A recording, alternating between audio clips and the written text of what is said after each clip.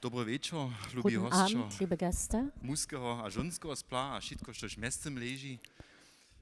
Herzlich willkommen zur Serbska Debatte. Alle, die der sorbischen Sprache nicht mächtig sind, haben jetzt noch die Chance, sich da hinten Kopfhörer für die Simultanübersetzung zu hören, zu holen. Serbska Debatta je ein Format, Die sorbische Debatte ist ein Format, welches im vergangenen Jahr gegründet wurde. Dort wurden 4 Veranstaltungen durchgeführt. Wir meinten, es ist eine sehr erfolgreiche Debatte, da in der Öffentlichkeit oft darüber nicht gesprochen wird, in Gremien schon, aber nicht in der Öffentlichkeit. Und so haben wir das als Kooperationsveranstaltung durchgeführt, Landeszentrale für politische Bildung Sachsen, die Serbske Novine, das Sorbische Institut und die Stiftung für das sorbische Volk. Auch in diesem Jahr haben wir uns vorgesagt, wir finden 3 Themen und werden die Debatte durchführen. Ich möchte darauf hinweisen, dass dort hinten Publikationen der Landeszentrale dort liegen, die Sie gern im Nachhinein mitnehmen können. Bitte sprechen Sie langsam, damit die Simultanübersetzung das auch übersetzen kann. Ich möchte darauf hinweisen, dass wir eine interaktive Komponente haben. Alle, die im Saal sprechen wollen und fragen wollen, sollen dies bitte hier durchs Mikrofon sagen, und alle anderen, die nicht öffentlich sprechen wollen, gibt es das Format Slido. Sie sehen den QR-Code.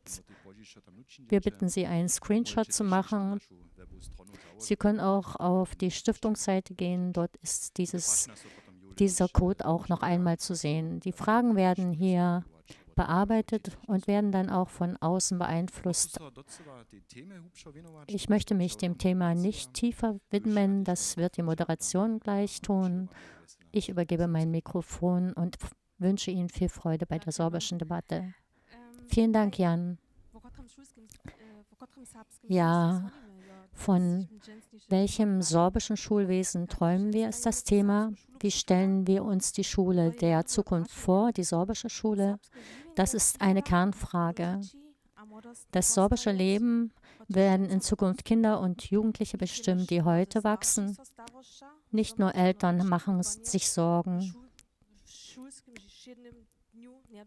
dass die muttersprachliche Bildung im täglichen Schulleben nicht genügt. Gerade hier in Ratibor, wo die sorbischen Schüler in der Minderheit sind, wir haben sorbische Klassen in der Schule, in welcher öffentlichen Trägerschaft mehr Mitspracherecht des sorbischen Volkes in der Bildungspolitik und die Perspektive der Gründung einer freien sorbischen Schule. Das sind die Facetten, über die wir heute diskutieren wollen.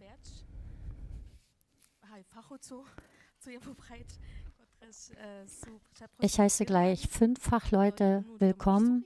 Das ist Tomasz Suchi. Er ist eigentlich Diplom-Ingenieur, hat sich jedoch als Quereinsteiger in die sorbische Schule in Schleife als Referendariat eingetragen. Er hat dort 5 Jahre gearbeitet und ist jetzt Lehrer an der Freien Schule in Königswarta. Er ist Vater 4 Kinder und wohnt in Grubschütz. Hanka Relzina ist die Elternsprecherin an der Ratiborer Grundschule. Sie ist verantwortlich für sorbische Angelegenheiten im Landkreis Oberspreewald-Lausitz. Sie hat 2 Kinder und lebt in Ratibor. Tomasz Czornak ist der ehemalige Bürgermeister von Nebelschütz und ist Vertreter des Serbski Sejm. Er ist Mitgründer des Krabat-Vereins in Nebelschütz. Er hat 3 Kinder. Er ist ein Mitglied der Initiative, die sich für eine Gründung einer freien Schule in Nebelschütz einsetzt. Silvia Schinova ist Mitarbeiterin des Landesamtes für Schule und Bildung. Sie ist tätig auch als Lehrerin am Bautzner Sorbischen Gymnasium und ist Fachbereichsleiterin für Sorbisch. Sie hat eine Tochter und lebt in Bautzen. Katrin Suchec-Cisvaukova ist die Vorsitzende der Radiborer Elterninitiative und Referentin für Bildung bei der Domowina. Sie hat 5 Kinder und lebt in Kassel. Bereits im vergangenen Jahr haben wir eine Debatte zum sorbischen Schulwesen in Krostwitz durchgeführt. Daran möchte ich anknüpfen. Der Bericht in der Sorbischen Zeitung stand unter dem Thema: Müssen wir uns selbst um das sorbische Schulwesen kümmern? Was meinen Sie? Müssen wir uns darum selber kümmern, Herr Suchi? Ja, wir müssen uns selbst darum kümmern, auf welche Art auch immer, ob mit öffentlichen Schulen, ob in privaten Schulen. Das muss ausdiskutiert werden. Frau Relke? Ich denke, dass das System so komplex ist, dass es so viele Interessen in sich trägt und auch Akteure, dass ich nicht denke, dass dies selbstständig zu regeln ist.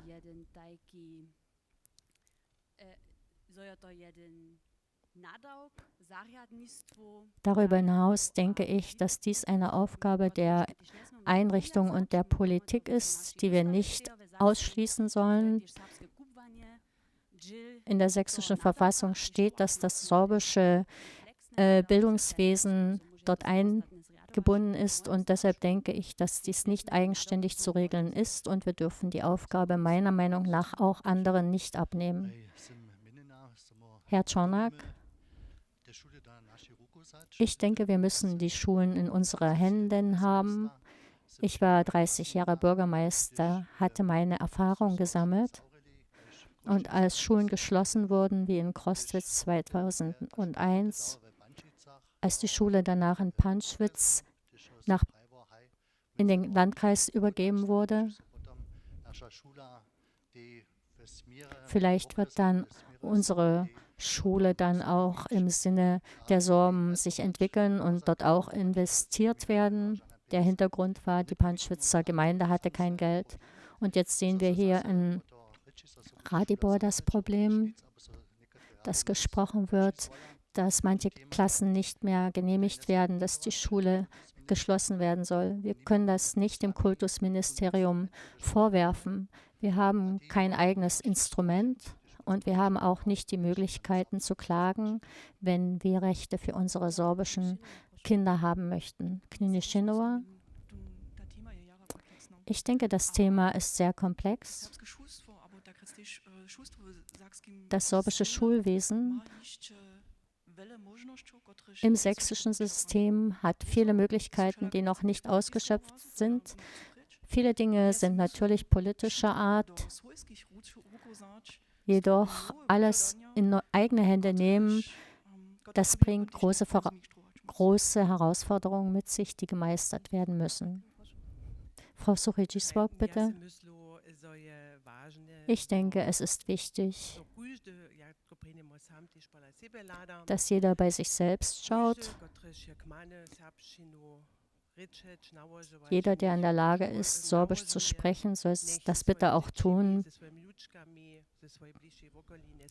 mit allen in seiner Umgebung, mit Kindern, Enkelkindern und auch bitte mit denen, die Sorbisch lernen.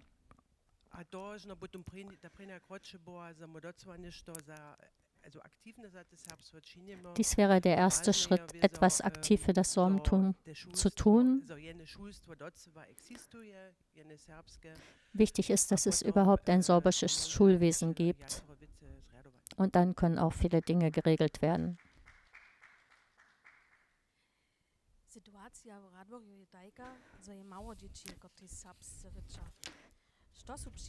Die Situation in Ratibor ist so, dass wenig Kinder Sorbisch sprechen. Was sind die Wünsche der Eltern, die ihre Kinder an einer sorbischen Schule bilden lassen möchten? Es gibt verschiedene Eltern mit verschiedenen Interessen. Man kann dies nicht ganz einfach beantworten. Auf einer Seite haben wir Eltern, die sich ein sorbisches Alphabetisieren wünschen und dass die Schule ein sorbischsprachiger Raum ist, dass sich sorbische Kinder dort gut fühlen. Das sind auch deutsche Eltern. Es gibt auch deutsche Eltern, die das unterstützen und sich wünschen. Das kann man nicht so pauschal sagen. Dann gibt es auch Eltern, denen das gleich ist, denen ist wichtig, dass die Schule läuft.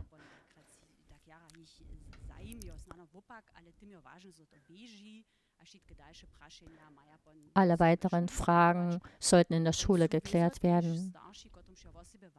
Und dann gibt es Eltern, denen besonders wichtig ist, dass die Kinder deutsch alphabetisiert werden. Dafür gibt es unterschiedliche Gründe. Die Eltern, da sie selbst nicht Sorbisch können, meinen, sie können ihre Kinder nicht beim Lesen und Schreiben unterstützen. Im gewissen Maß stimmt dies auch. Manchmal denke ich, dies ist auch eine Ausrede. Wir wissen, in welcher Gesellschaft wir leben und wie viel Diskriminierung und Hass es gegenüber den Sorben hier bei uns überall gibt. Das hat sicherlich auch jeder von uns bereits erlebt. Und das gibt es auch in der Schule.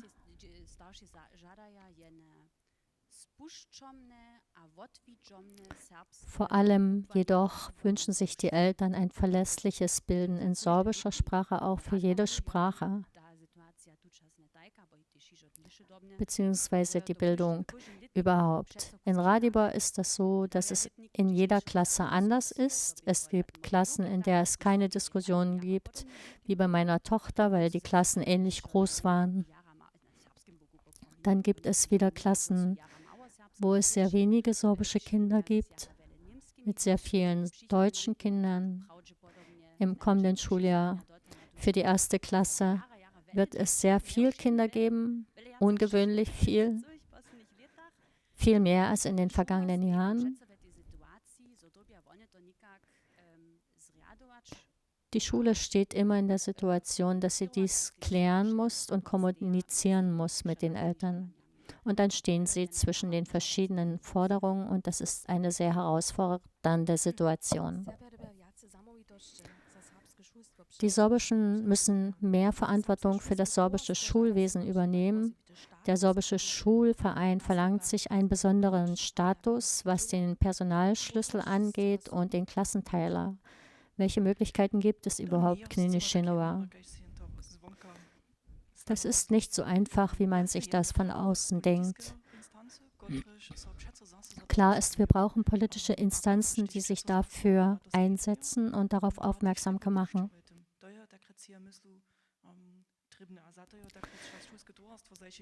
Und das ist notwendig und der Schulverein hat sich in den vergangenen Jahren dort klar positioniert und hat klare Forderungen. Klar ist auch, der sorbische Lehrer ist wie jeder andere Lehrer in Sachsen in dem System drin. Ich gehe davon aus, ich habe aber keine Einsicht in die Personalangelegenheit. Aber ich denke schon, dass die sorbischsprachigen Kenntnisse beachtet werden.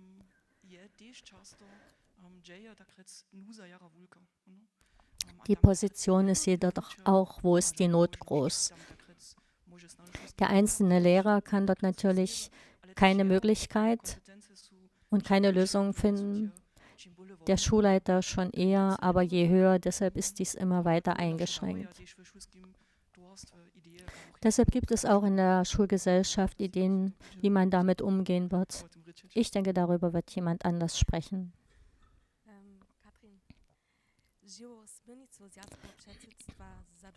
Katrin, die Domovina initiiert den Austausch zwischen den sorbischen Schulen als Schritt, einen sorbischen Schulverband zu gründen, hatte sich die Domovina vorgenommen. Wie geht es jetzt weiter? Ich kann daran anbinden, woran Knini Shinowa gerade gesprochen hat. Wir stehen in einem guten Verhältnis mit dem sorbischen Schulverein und mit der Domovina. Wir arbeiten gut zusammen, gerade auf diesem Feld.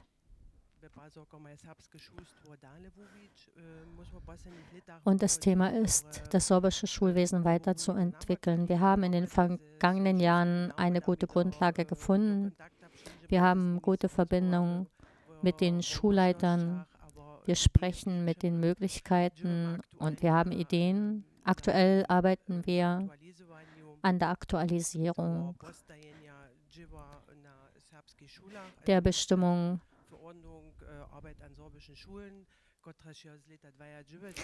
aus dem Jahr 1992. Wir haben das auch bereits in kleineren Kreisen mit dem Kultusministerium besprochen.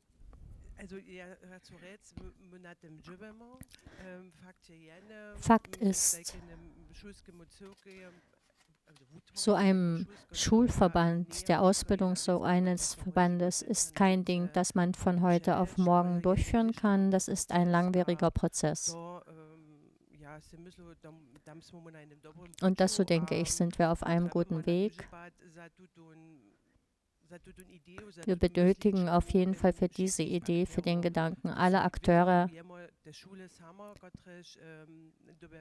Das sind die Schulen, die einen gewissen Willen dafür haben müssen. Wir brauchen auch Kommunen und die Eltern und all die anderen.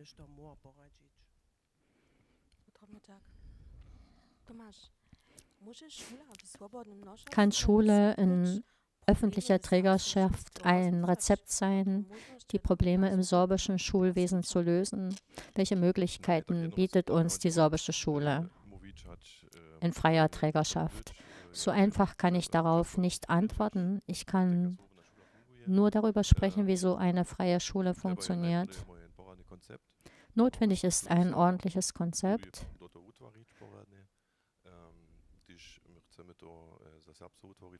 Und wenn wir das fürs Sorbische bilden und ausbilden wollen,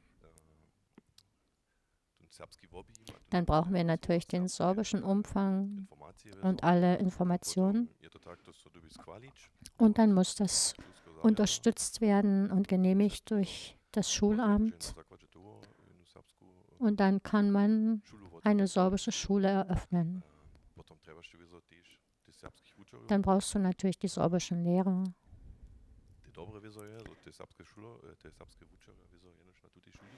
Das Gute ist, dass die sorbischen Lehrer nur dann an dieser Schulen arbeiten und können nicht in anderen Schulen arbeiten. Sie sind aus dem ganzen System herausgenommen, welches uns die Lehrer in Anführungsstrichen nimmt.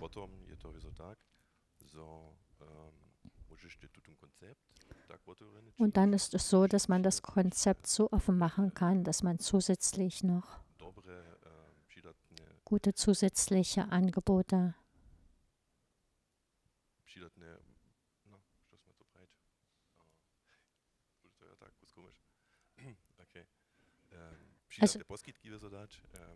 also Angebote einfügen kann.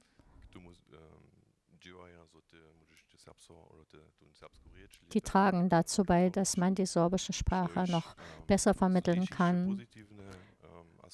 Was ein weiterer positiver Aspekt der freien Schule ist, oder der Schule in freier Trägerschaft,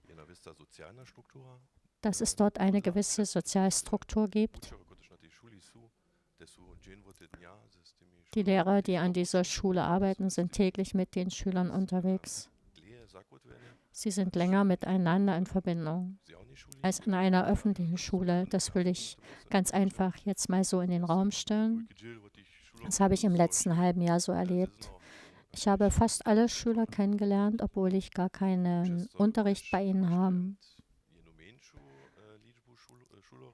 Es gibt eine kleinere Anzahl von Schülern. Und wenn man diese Sozialstruktur hat, muss man die sorbische Sprache anwenden, so wie es Frau Suchi gesagt hat. Es soll dort eine Umgangssprache sein an dieser Schule.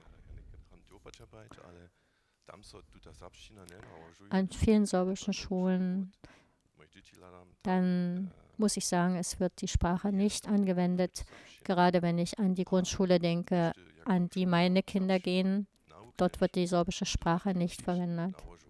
Und wenn man an so eine Schule geht, muss man die Sprache auch anwenden können und wenn sonst hilft nichts. Ich habe erst mit Hanka über den Niederlausitz gesprochen. Es gibt sehr wenige Leute dort, die die sorbische Sprache sprechen und deshalb lernt man die Sprache nicht gut. Wenn ich an meine Klasse zurückdenke, wir waren 2 sorbische und 2 deutsche Klassen. Von den Deutschen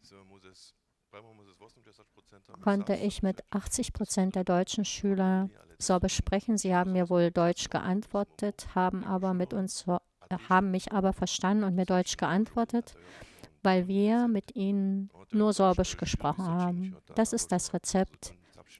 Wir müssen die sorbische Sprache anwenden.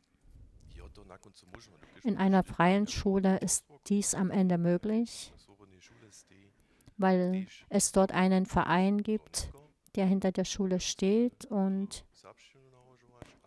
dieser Verein kann sagen, wir möchten, dass die Sprache angewendet wird und dann wird das gemacht. Und deshalb muss jeder Lehrer, ob er deutscher oder sorbischer Lehrer ist, muss die sorbische Sprache anwenden. Und das muss natürlich im Konzept so stehen. Was nicht so gut ist an den öffentlichen Schulen, nein, an den freien Schulen, danke, dass das Gehalt nicht so hoch ist wie an den öffentlichen Schulen.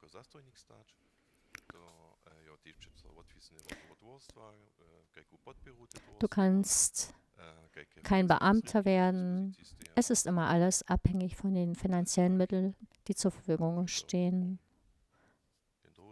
Aber ansonsten ist dies ein guter Weg, würde ich sagen. Herr Czornak, Sie haben schon mit Akteuren eine Idee zu einer Schule in Nebelschütz angesprochen. Worum geht es da? Wie bereits gesagt wurde, wir brauchen in unseren sorbischen Dörfern auch sorbische Sprachräume. Früher hatten wir in unserer Nebelschützer Gemeinde 3 Kindergärten. Da es nur sehr wenige Kinder gab nach der Wende, die geboren wurden, mussten wir von 3 Kindergärten 2 schließen. Wir hatten eine eigene Grundschule, das war ein Teil der Greckelwitzer Schule, aber wir mussten auch diese schließen, weil es zu wenig Kinder gab. Die Welt ändert sich und wir haben nicht daran gedacht in der damaligen Zeit, dass sich das positiv entwickeln wird. Und wir hatten in unserer sorbischen Gemeinde die Vision gehabt, vor 20 Jahren solch eine Schule wieder zu eröffnen. Denn nach der Wende wurden 50 Schulen etwa geschlossen, dieses Problems wegen. Und deshalb, warum nicht wieder eine Schule eröffnen? Wir brauchen diese Sprachräume. Dann haben wir in der Nachbarschaft gesucht nach Sympathie und Unterstützung von den sorbischen Schulen dort. Das ist normal, dass es keine Unterstützung gibt, weil jeder hat Angst, dass wenn nicht genügend Kinder sind, die Klassen nicht voll werden und deshalb fehlt die Solidarität. Und dann gab es auch zwischen den Bürgermeistern eine große Konkurrenz, welche Schule am Ende bleibt. Man wollte damals eine Zentralschule eröffnen. Das war vorgesehen vom Kultusministerium. Und es gab Probleme zwischen den Bürgermeistern. Wir haben gewusst, dass es schwierig wird, eine neue Grundschule in Nebelschütz zu gründen.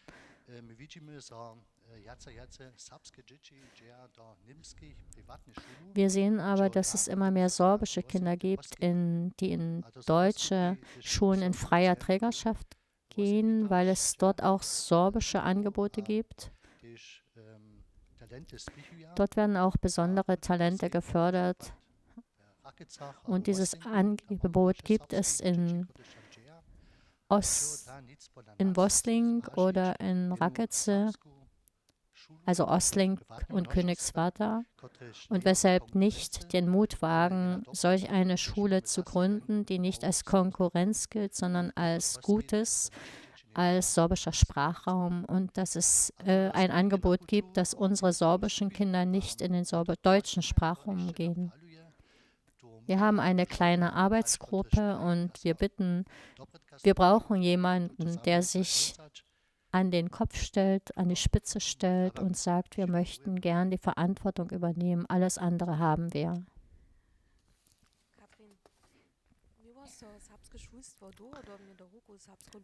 Sollte das sorbische Schulwesen langfristig in die Hände des sorbischen Volkes übergeben werden und das mit einem eigenen Schulamt?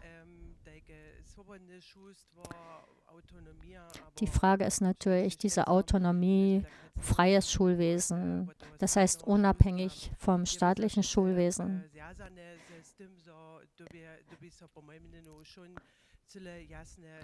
Das ist immer verbunden mit den positiven und nicht so positiven Dingen, die darin beinhaltet sind. Dies muss geprüft werden. Wir haben über gute und nicht so gute Sachen gesprochen. Das muss mal aufgestellt werden und wir sollten mal darüber nachdenken, welche Wertigkeit es gibt.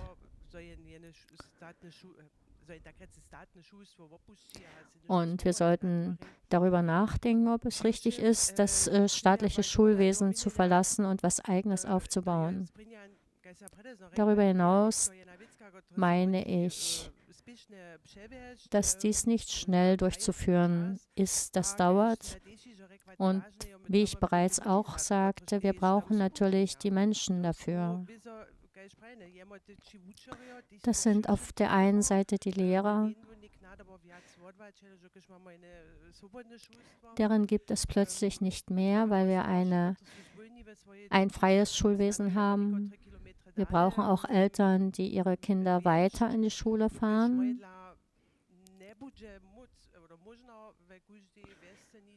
Weil es nicht möglich sein wird, in jedem Dorf eine freie Schule zu öffnen.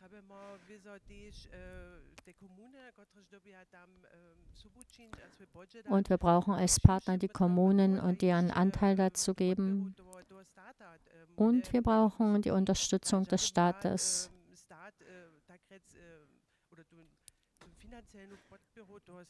Wir dürfen die finanzielle Unterstützung des Staates nicht aufgeben.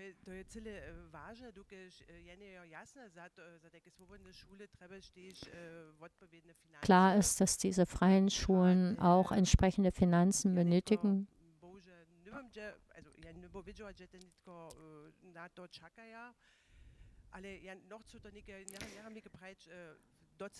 Ich möchte jedoch nicht sagen, es geht überhaupt nicht, es ist alles möglich. Es ist jedoch ein Weg, den wir gemeinsam gehen sollten.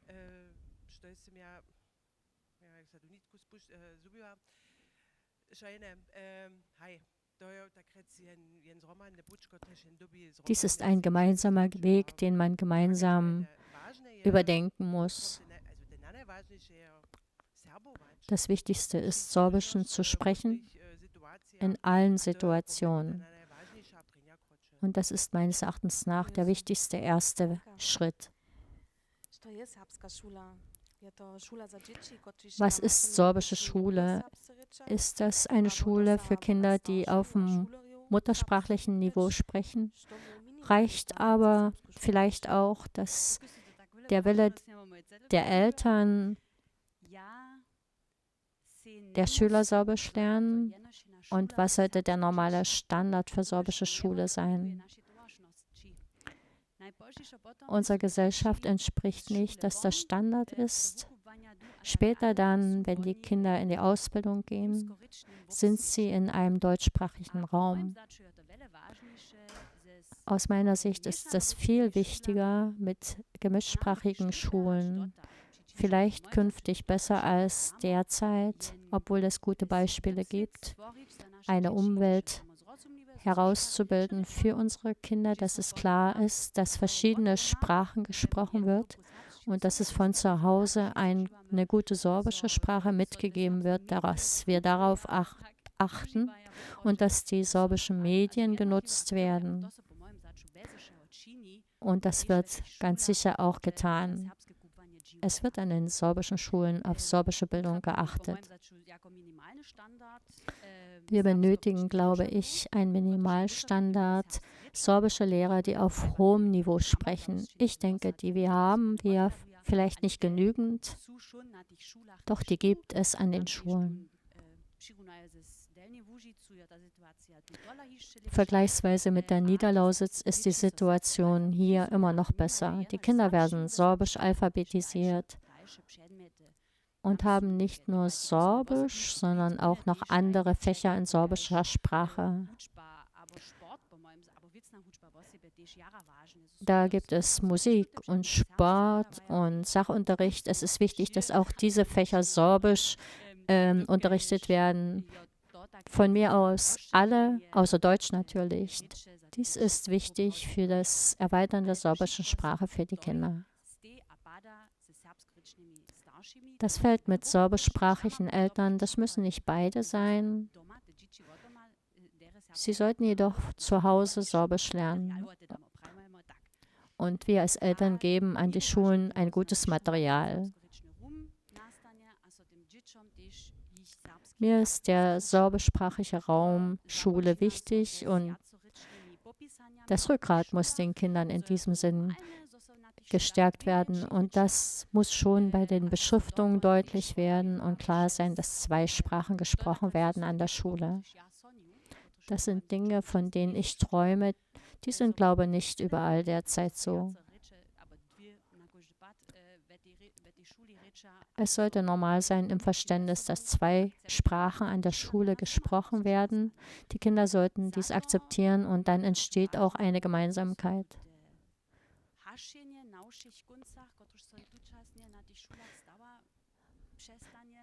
Dafür sollte das Löschen der Feuer an den Schulen endlich beendet werden. Ich weiß nicht wie, aber wahrscheinlich durch mehr Lehrer an den Schulen. Angebote sollten erweitert werden. Ich denke an das Konzept einer Ganztagsschule, so dass Kinder auch Nachmittag unterstützt werden können auf andere Weise beim Sorbisch lernen. Und nicht, dass die Eltern es fragen, wer soll mit den Kindern Nachmittag das sorbische Lesen üben. Und das Soziale und Lernen Minderheiten, dass diese Schwachstellen verändert werden können. Ich glaube, das muss verändert werden und ich würde mir wünschen, dass die Schule einfach später beginnen.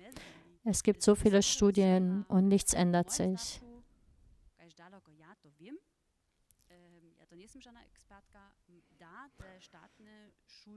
Soweit ich weiß, gibt dies auch die Schule her, auch in staatlicher Trägerschaft, dass die Kapazitäten flexibler sein können und größer sein können. Könnte es auch Varianten sorbischer Schulen auf den Dörfern sein, die sozusagen als Teile größerer sorbischen Schulen fungieren? Ich möchte dazu sagen, wir führen heute eine Debatte, wie wird die Zukunft der sorbischen Schulen gegeben? Es gibt seit 30 Jahren immer wieder Ängste, gehen wir den neuen Weg oder nicht? Wir sind jedoch noch keinen Schritt vorangegangen und ich freue mich, dass es heute diese Debatte gibt. So können wir gemeinsam in die Zukunft gehen, uns gemeinsam treffen. Das sollte heute vielleicht nicht die letzte Debatte sein und wir sollten alle Akteure, die Eltern, Menschen aus der Zivilgesellschaft, sollten miteinander sich treffen, sollten diskutieren. Das ist ein Ziel, wie in der Ober- und Niederlausitz weiter mit unserem sorbischen Schulwesen.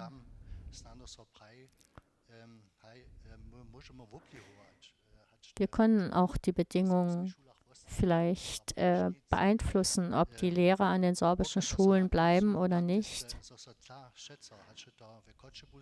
Am Ende zeigt sich immer wieder, wie in der Praxis, dass sorbische Lehrer wie in Cottbus in deutsche Schulen umgesetzt werden. Wir können nicht groß miteinander, also darüber sprechen oder mitsprechen. Wir haben keine weiteren Instrumente als das Anhörungsrecht. Und wenn wir uns in Europa umsehen, zum Beispiel die deutschsprachige Gemeinschaft in Belgien, da gibt es etwa 70.000 Menschen. Und sie haben sich gewagt, in etwa vor 20 Jahren ihre Bildungs- und Kulturautonomie selbst in die Hand zu nehmen. Man kann dies Schritt für Schritt tun, nicht auf einmal ist es notwendig, dies zu tun.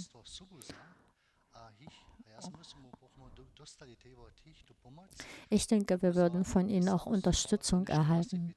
Das Sorbentum ist etwas Besonderes, vor allen Dingen auch die sorbische Bildung, und man könnte Brücken bauen.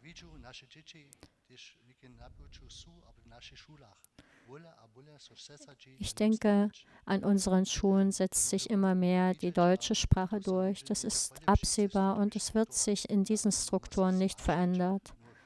Und deshalb müssen wir uns trauen, andere Wege zu gehen.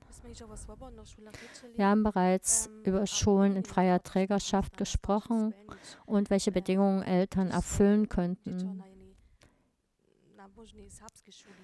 wenn sie dort vielleicht anmelden. Das zeigt auch ein Beispiel aus Dänemark, wo die Eltern die Sprache beherrschen müssen oder sie lernen sollten. Wie sehen Sie das?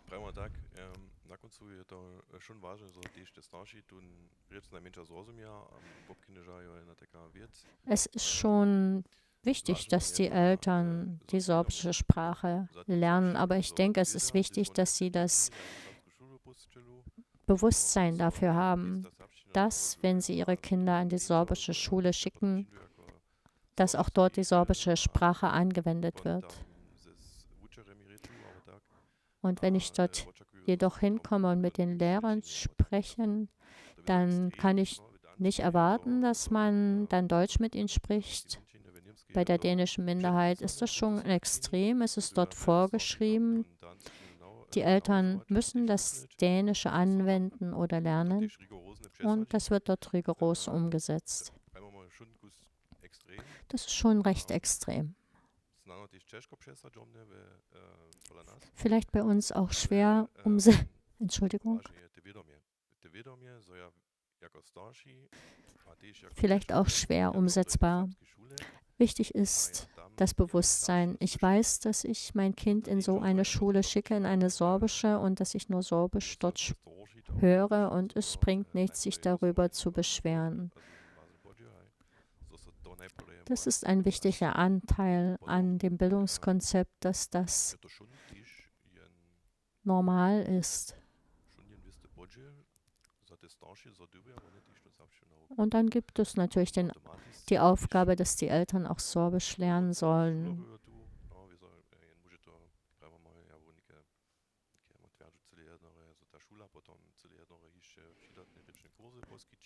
Ich denke, dann können ja die Schulen auch noch zusätzliche Sprachkurse den Eltern anbieten. Es gibt auch solche Kurse hier im Sorbenland und da ließe sich so etwas durchsetzen. Ich habe dies in Schleife erlebt. Die deutschen Lehrer dort haben Sorbisch gelernt. Es kam jede Woche jemand, der ihnen die sorbische Sprache gelehrt hat. Und es gab das Sprachzertifikat. Die Möglichkeiten gibt es natürlich alle. Wenn man selbst möchte, dann funktioniert das auch.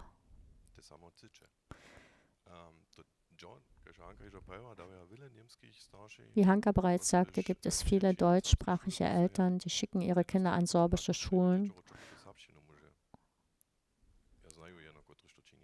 Am Ende gibt es dann schon Kinder, die Sorbisch sprechen. Ich kenne so jemanden. Ich kann mit ihm Sorbisch sprechen, mit dem Schüler, der kam mal aus nicht-sorbischen Sprachraum und spricht heute Sorbisch.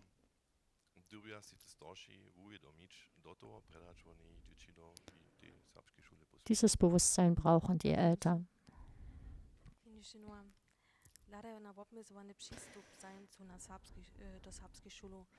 Es gibt zu wenig Interessenten für sorbische Schulen. Der sorbische Schulverein hat auf seiner Hauptversammlung im Dezember 2023 eine politische Forderung beschlossen. Eine Forderung ist, die Zugangskriterien für das sorbische Gymnasium weiterzuentwickeln.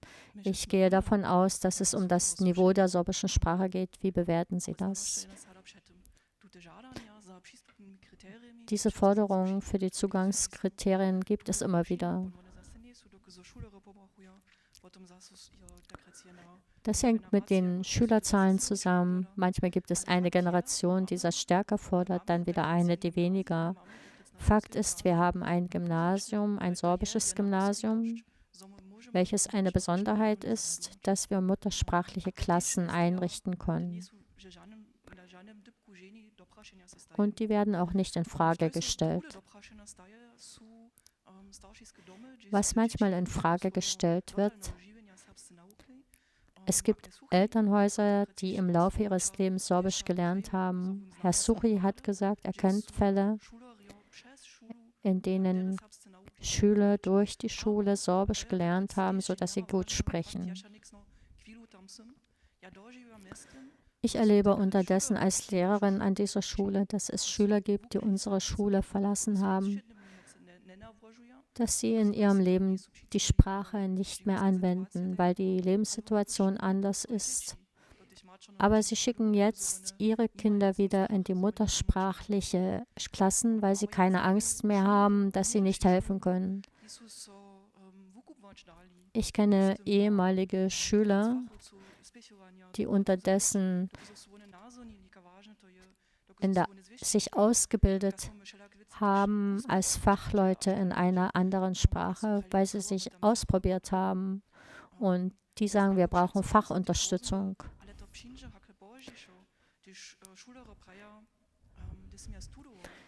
Es gibt dann auch oftmals Erfahrungen. Ich habe als Student erfahren, was ich alles mitbekommen habe, und ich möchte ganz bewusst wieder zurück in die Lausitz. Und wir würden alle ausgrenzen, wenn wir sagen würden, nur Muttersprachler. Es gibt manche, die das fordern. Sie haben im Nebensatz einen Versuch einer Definition formuliert. Das ist etwas, was mich beschäftigt.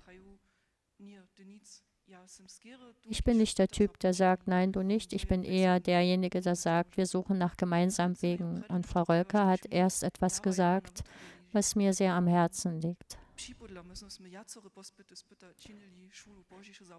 Nebenbei, wir haben schon oft angefangen, dass sie die Schule später anfangen lassen möchten. Die Schüler jedoch sagen in Befragungen, sie möchten dies nicht. Was will man tun? Wir haben auch am Gymnasium das Ganztagsschulsystem installiert. Wir haben das festgestellt, es funktioniert, wenn es mehr Lehrer gibt. Leider mussten wir das wieder zurücknehmen, weil uns Lehrer fehlten. Wir haben in unserer Kultur, in der sorbischen Lebenskultur, einen Reichtum. Alle unsere Kinder sind irgendwo organisiert am Nachmittag. Sie machen Sport, sie spielen Instrumente, sie ministrieren. Sie wissen, die Liste ist unendlich lang. Ich bin überzeugt davon, wenn es Möglichkeiten gäbe, dass die Kinder Nachmittag länger in der Schule blieben, vor allen Dingen, dass der Lehrer nicht allein ist, sondern dass die Gesellschaft auch eine Verantwortung hat. In letzter Zeit sind die Lehrer und die Schulen sich selber überlassen. Es gibt auch Eltern, die Verantwortung tragen. Es gibt jedoch auch viele Institutionen, die am Nachmittag etwas anbieten könnten, dass es auch attraktiv ist, an der Schule zu bleiben. Ich erinnere mich daran, dass es Nachmittag von meiner Seite her Angebote gab und es war nie die ganze Klasse da, weil andere Schüler Angebote Nachmittag hatten. Der Bus fährt auch zu zeitig. Es ist doch schön, am Nachmittag um 2 zu Hause zu sein und nicht erst später. Das sollten wir uns vergegenwärtigen. Ich habe kein Rezept dafür. Ich kenne aber andere Länder, wo dies von Anfang an so konzipiert ist. Schulen sind große Zentren. Es gibt bereits vor dem Unterricht Angebote, dann gibt es Unterricht, dann gibt es eine gemeinsame große Pause, dann Sport, dann noch einmal Unterricht, dann gibt es Arbeitsgemeinschaften und alles findet in der Schule statt. Das Kind kommt nach Hause, war glücklich, hat Zeit für seine Eltern und die Eltern für das Kind. Das ist unabhängig vom Schulsystem, unabhängig vom sorbischen Schulsystem. Ich denke, uns Sorben würde das entscheidend helfen, diese Sprachräume zu erweitern oder diese Räume erweitern. Ich möchte nicht sagen, dass sie nicht mehr in ihren Verein sein sollten, aber wir sollten uns vergegenwärtigen, dass dies unser Reichtum ist, der in den Schulen manche Dinge auch verhindert. Ein gutes Beispiel für diesen neuen Sprachraum ist der Radiborer Campus Experiment. Ja, das ist zum Beispiel eine Erweiterung der Schule. Hier an dem Standpunkt, wo Schule ist, es fahren Busse. Sie können nach der Schule dahin gehen in den Ferien. Das sind ideale Fälle. Das jedoch war eine Elterninitiative und das kam dazu. Es kam zum Schulsystem hinzu. Und ich denke, das ist ein sehr tragendes Konzept und sehr Suchijiswok.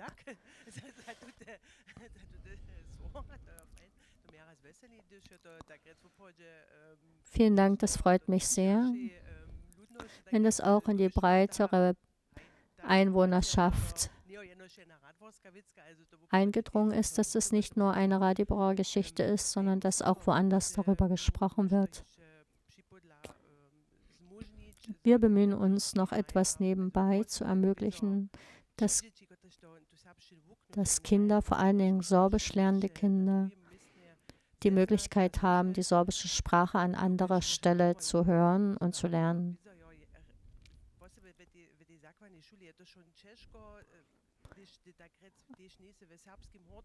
An der Grundschule ist es schon schwer, wenn man nicht im katholischen Hort ist.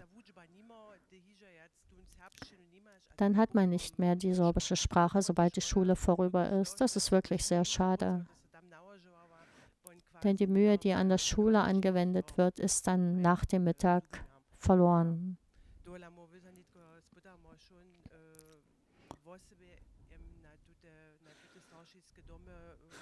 Und deshalb versuchen wir, gerade diese Elternhäuser anzusprechen, die Elternhäuser, die nicht sorbisch sind, in denen die Kinder sorbisch lernen. Wir suchen ganz dringend nach einer Person. Ich nutze jetzt das Podium. Wir suchen eine Person, die uns unterstützt. Unsere Angestellte ist ganz allein und wir haben die Möglichkeit, noch jemanden anzustellen. Und wir können natürlich auf Honorarbasis auch Menschen einzubeziehen in unsere Projekte.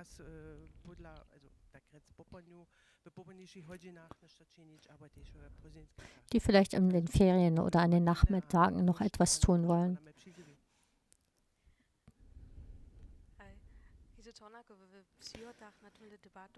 Herr Czornak, in Vorbereitung auf diese Debatte haben Sie darauf hingewiesen, dass die Minderheiten, die nationalen Minderheiten, ein Recht auf Schulen in freier Trägerschaft haben. Worauf begründen Sie das?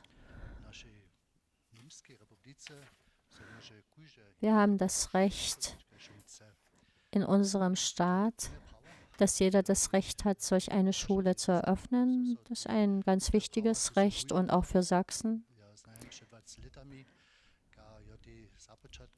Ich erinnere mich, wie vor 20 Jahren mehrere Initiativen darum gekämpft haben, dass die freie Trägerschaft genehmigt wird, dass es auch kleine Klassen gibt, die für unseren Sprachraum sehr wichtig sind.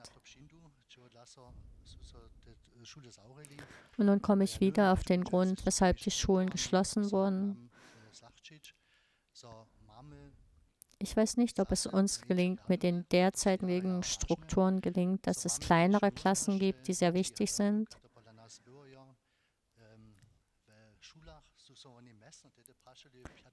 Mich hat man damals in den Schulen gefragt, möchtest du Lehrer werden?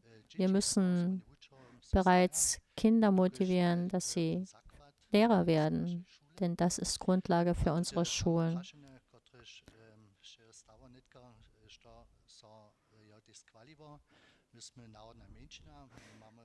Wir sind eine nationale Minderheit.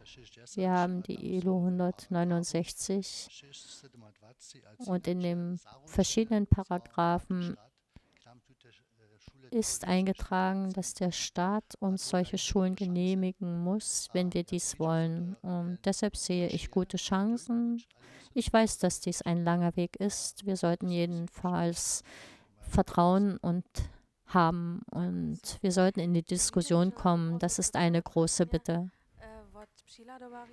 Ich sehe bereits die ersten Fragen auf dem Monitor und ich möchte gerne die Diskussion eröffnen.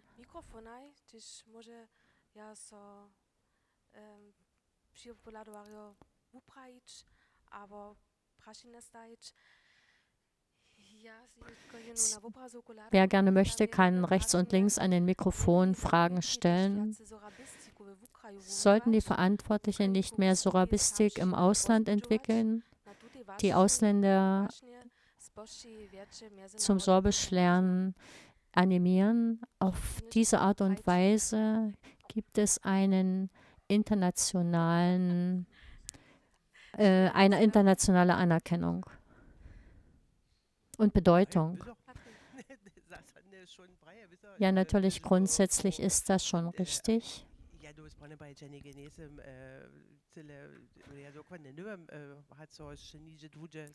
Ich weiß nicht genau, ob noch irgendwo anders Sorbisch gelehrt wird als in Leipzig. Doch, in Dresden und auch in Cottbus.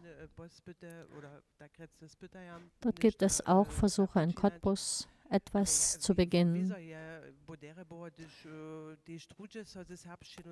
Es wäre schon gut, wenn auch woanders das Sorbische eine Rolle spielen würde. Für das Sorbische wäre das schon eine größere internationale Anerkennung.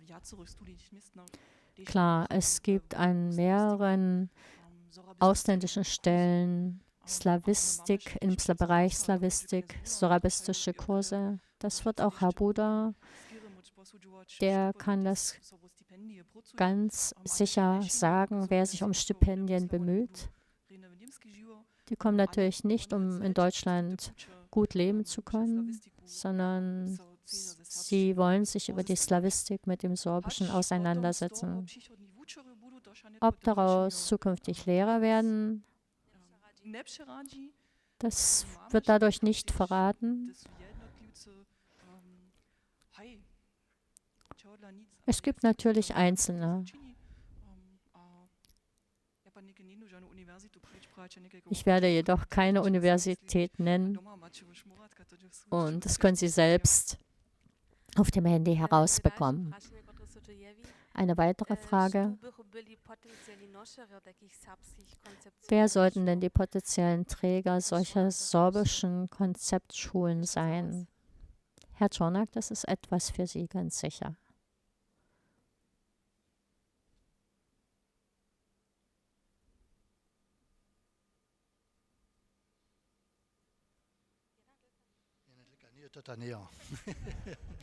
Nein, die unten liegt, ist es nicht. Ich habe den interessanten Artikel gelesen von Dr. Madlena Norbergova. Sie wünschte sich, ob in der Niederlausitz oder Oberlausitz, die haben dieselben Probleme. Sie wünschte sich, dass wir eine sorbische Akademie hätten. Und mit dieser, ganz gleich, wenn sie klein anfängt, Hauptsache wir beginnen, sagen wir, nehmen aus 1 oder 2 Schulen, das wäre ein Konzept, den wir ausprobieren, dass wir den Eltern und Lehrern die Angst nehmen. Wir sollten damit forschen und das wäre vielleicht ein weiterer Schritt, eine Akademie zu gründen. Wäre keine große Aufgabe. Wir haben hier die Sorbische Stiftung und auch gute Leute, die uns helfen auf diesem Weg. Es gibt in Europa genügend Menschen, die nach neuen Konzepten suchen und dort haben wir gute Verbindungen. Sie warten auf den Staat und wir sollten uns treffen und einen gemeinsamen Weg suchen. Gibt es weitere Fragen aus dem Publikum? Ich hätte vielleicht noch eine Idee, was solch ein Verein sein könnte. Der sorbische Schulverein hat die Strukturen für dieses gesamte System. Sie haben Kindertagesstätten in ihrer Verantwortung, Horte. Es gibt den Nachwuchs.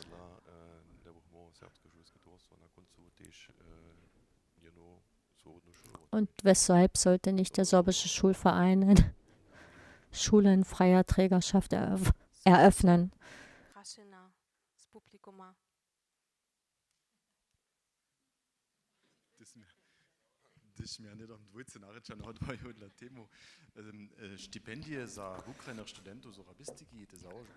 Ich bin in 2 Themen angesprochen. Stipendien bieten wir bereits seit Jahren an. Wir hatten auch eine Welle von Lehrern, die gern hier arbeiten würden. Es gibt unterschiedliche Zugänge, weil in Deutschland oder in Sachsen sollten die auch Deutsch springen und daran geht vieles zugrunde. Wir haben einen guten sorbisch-deutschen, polnischen Lehrer und kann nicht in Deutschland bleiben, weil er nicht hier bleiben kann, weil er nicht Deutsch kann. Aber es wäre natürlich sehr schön, wenn es das so gäbe, dass es trotzdem gelänge. Ein kleiner Kommentar, die Diskussion sollte nicht in die Richtung laufen, dass wir das sorbische Schulwesen suchen. Wir sollten nicht denken wie in DDR-Zeiten an eine Form, die für alles gilt. Wir sollten an die Buntheit denken und die öffentliche Hand, das öffentliche Schulwesen hat Möglichkeiten. Es gibt ganz sicherlich Möglichkeiten, etwas besser zu tun. Aber eine Konkurrenz der Schulsysteme, wenn jemand den Mut hat, solch eine Schule in freier Trägerschaft zu gründen, eine sorbische Schule, das wäre. Es gibt auch Eltern, die sich nicht entscheiden, also Eltern, die sich entscheiden nach dem, was nahe ist, sondern am System. Es gibt auch Eltern, die entscheiden nach dem, wie ihre Kinder alphabetisiert werden. Ich würde mir wünschen, dass es nicht nur ein System für alle Sorben oder die gesamte Lausitz gibt, sondern dass die Buntheit bewahrt bleibt.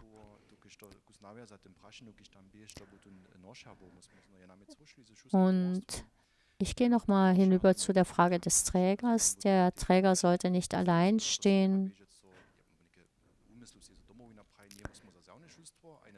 Ich denke, es sollte nicht jemand geben, wie die Domowina oder ein Verein sagt, ich mache dies oder das, sondern wir sind alle für die bunte sorbische Schullandschaft zuständig. Das wäre etwas, was ich mir für die Zukunft wünschen würde.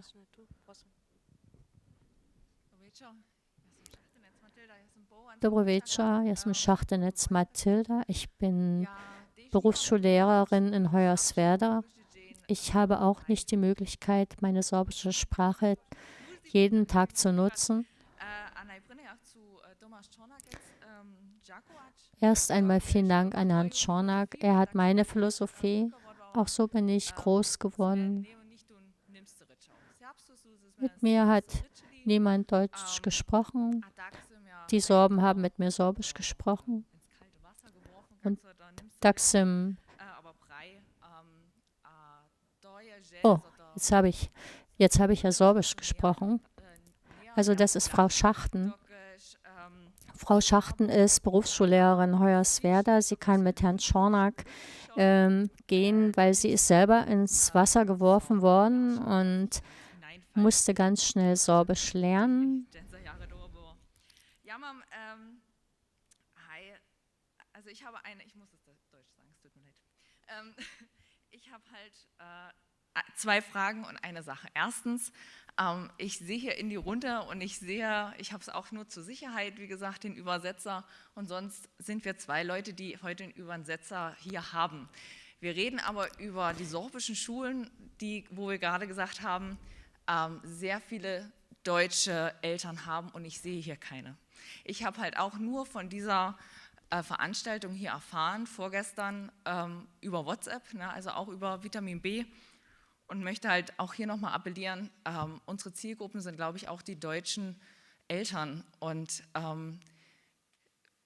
einfach dieses Konzept, dass es solche Veranstaltungen gibt, ist einfach noch viel zu, sag mal, unter den Insidern, ne, also unter den Sorben. Also entweder müsste man das wirklich mehr präsentieren in den Schulen, auf WhatsApp oder halt auch im Internet, und das mit dem Schlagwort sorbische Debatten zu. Ich denke, es ist gut, wenn ein großer Anteil von Lehrern gut Sorbisch spricht und es den Schülern beibringt. Für mich gehört es jetzt doch auch zur Buntheit einer Schule, dass es Lehrer gibt, die das Sorbische lernen und dass man ihnen hilft. Kinder können diese Dinge sowieso besser.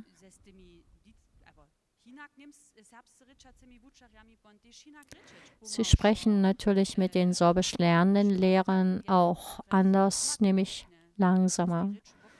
Und dann lernt man gemeinsam mit der Sprache umzugehen. Zugleich brauchen wir für das Alphabetisieren der Kinder Lehrer, die wirklich Sorbisch sprechen. Und das habe ich damit gemeint. Vielleicht können wir noch darauf aufmerksam machen, dass die Sprachschule beim Landesamt für Schule und Bildung arbeitet. Die bietet Sprachkurse für Lehrer an.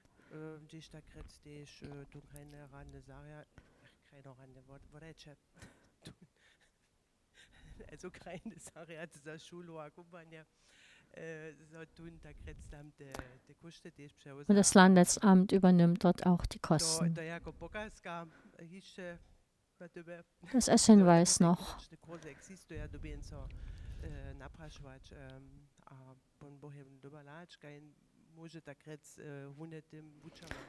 Und da muss man sehen, wie man den Lehrern, die Sorbisch lernen, unterstützt.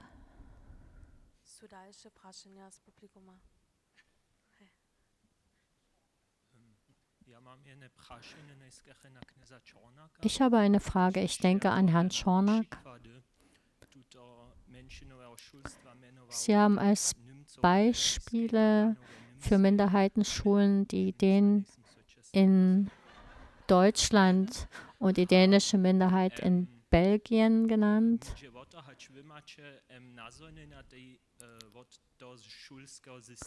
Haben Sie Erfahrungen aus diesem Schulsystem?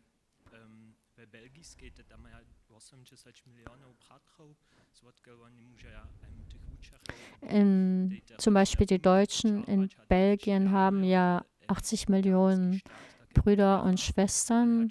Und haben Sie Beispiele für die Minderheiten, die keinen Staat haben, die jedoch unterstützt werden? Die deutsche Gemeinschaft in Belgien sind selbstständig und sie wollen von Deutschland nichts wissen. Das war für uns interessant. Im im vergangenen Jahr, als wir dort waren und uns die Strukturen angesehen haben. Sie sind sehr selbstbewusst. Wir wollen unser Schulsystem, auch bestimmte wirtschaftliche Dinge, die haben sie sich erkämpft. Ja, sie hatten Glück, dass der Staat gesagt hat, zur rechten Zeit, wir ermöglichen euch das. Als Sabskisem haben wir ein Konzept erstellt in den letzten 4 Jahren.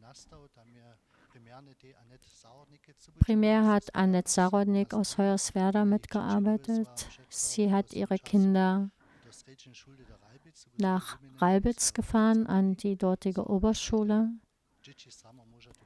damit die Kinder ein qualitatives Sorbisch erlernen können.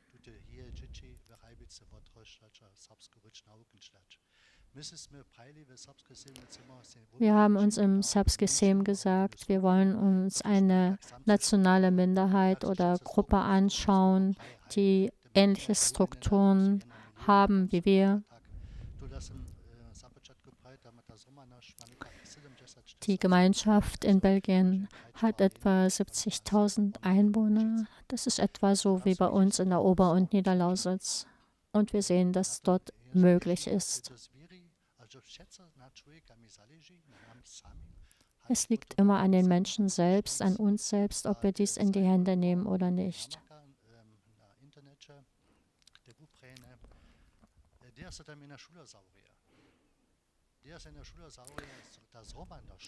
Im Internet findet man die Anmerkung, was geht verloren, wenn eine Schule verloren geht. Und dass dort, wenn weniger als 25 Kinder an die Schule gehen. Die Klassen dort haben 10 bis 15 Schüler in einer Klasse. Die Philosophie ist, es gibt überall Sprachräume in den Dörfern und dort wird die deutsche Sprache weitergegeben.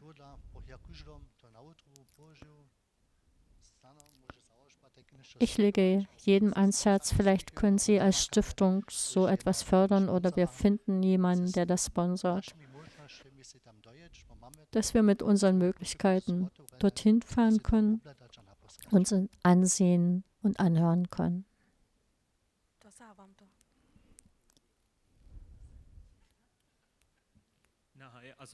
Genügt Ihnen dies? Gut, ich verstehe es, was Sie sagen. Und jetzt kommt die Frage, die immer kommt. Und doch, Deutsch zu lernen, heißt das, Sie wollen nichts mit Deutschland zu tun haben, aber Sie können natürlich über die Grenze gehen. Es ist natürlich etwas einfacher, Deutsch zu lernen in der Situation, als Sorbisch zu lernen. Deshalb hat mich das interessiert, ob es noch jemanden anderen gibt, wie bei den Basken. Sie haben das Recht. Deutschland ist nicht weit weg. Sie haben jedoch eine Insel in Belgien und das wird dort ermöglicht.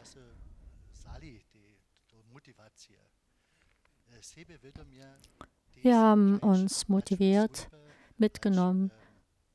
Seien wir selbstbewusst, sprechen wir in der Familie, in der Verwandtschaft, überall, auch im Kindergarten, überall dort, wo sorbische Sprachräume sind, dass die Sprache weitergegeben wird. Es muss normal werden.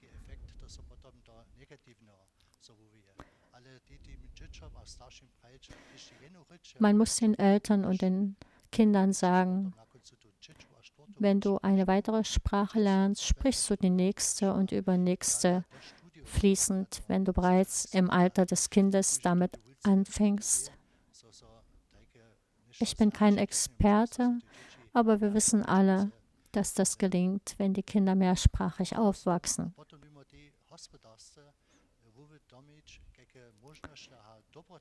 Wir müssen uns auch wirtschaftlich überdenken, welche guten Dinge das hat, wenn wir die Brücken in die Nachbarländer bauen, nach Polen und Tschechien. Vor 20 Jahren hatten die Sorben eine große Rolle bei der Euroregion NICER. Es wurde gesagt, die Besonderheit in Sachsen sind die Sorben Die bauen die Brücken nach dem Osten. Heute wird darüber kaum noch etwas gesagt und gehört. Und wir müssen selbstbewusst die Politik wieder erwähnen. Und dann beginnt der Automatismus. Und dann können wir den Ministern sagen, sie haben mit uns etwas Gutes und dann helfen sie uns bitte auch. Und sicherlich gibt es viele, die uns unterstützen wollen. Und wir brauchen Unterstützung.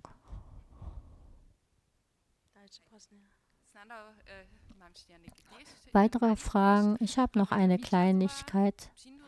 Ich bin Rafaela Vichas, ich komme aus Ratibor und habe die ganze Zeit darüber nachgedacht.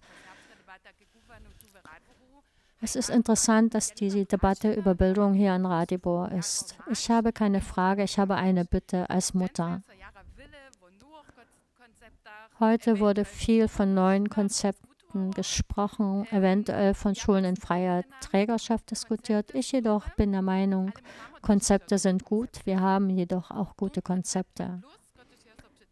Das Konzept 2+, welches vor Jahren aufgeschrieben wurde, ich habe mich darüber sehr interessiert. Dieses Konzept ist nicht so schlecht, wenn es genauso umgesetzt werden würde. Das Problem sind die Rahmen, die wir nicht haben. Es sind die fehlenden Lehrer und so weiter. Und ich habe die Bitte, wenn weiter darüber diskutiert wird, dass wirklich aktuelle Probleme untereinander geklärt werden. Denn neue Konzepte, freie Schulen, das haben wir gehört, wir brauchen einen Träger, den haben wir nicht. Wir haben Finanzen nötig, die haben wir wahrscheinlich auch noch nicht. Deshalb sollten wir doch mit dem, was wir haben, diskutieren, wie wir das, was wir haben, verwirklichen. Wir sehen das hier in Ratibor. Bitte diskutieren Sie darüber, wie werben wir Eltern, wie werben wir Lehrer, wie werben wir Eltern, die nicht Sorbisch sprechen, die trotzdem ihre Kinder an sorbische Schulen geben. Diskutieren Sie, wie wir Eltern unterstützen mit außerschulischen Angeboten. Vielleicht kann ich auch als Sprachmotivatorin mit meinen kleinen Angeboten. Ich meine, wenn wir darüber diskutieren, wer an welcher Stelle unterstützen kann, nicht alles digital. Ich bin für Digitalisierung, aber wir brauchen Angebote hier an den direkten Orten. Und das wird sicherlich an anderen Schulen auch so sein. Und das sollte wohl auch für lange Zeit entschieden werden und nicht nur Feuer gelöscht werden. Bitte diskutieren Sie über die Situation, die wir haben, und dass wir eine gute sorbische Schule ermöglichen.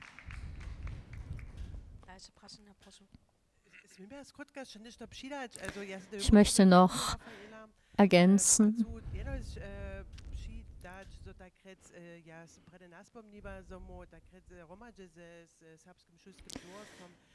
ich habe bereits erwähnt, dass wir an dieser Verordnung mit dem sorbischen Schulverein arbeiten.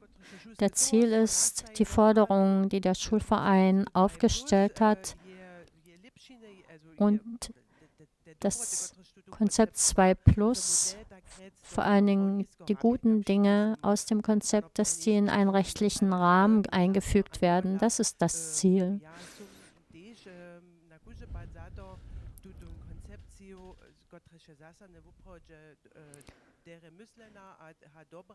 Ich denke, dass das Konzept, das gut gedacht ist, dass dieses sollte in einen Rahmen gebracht werden.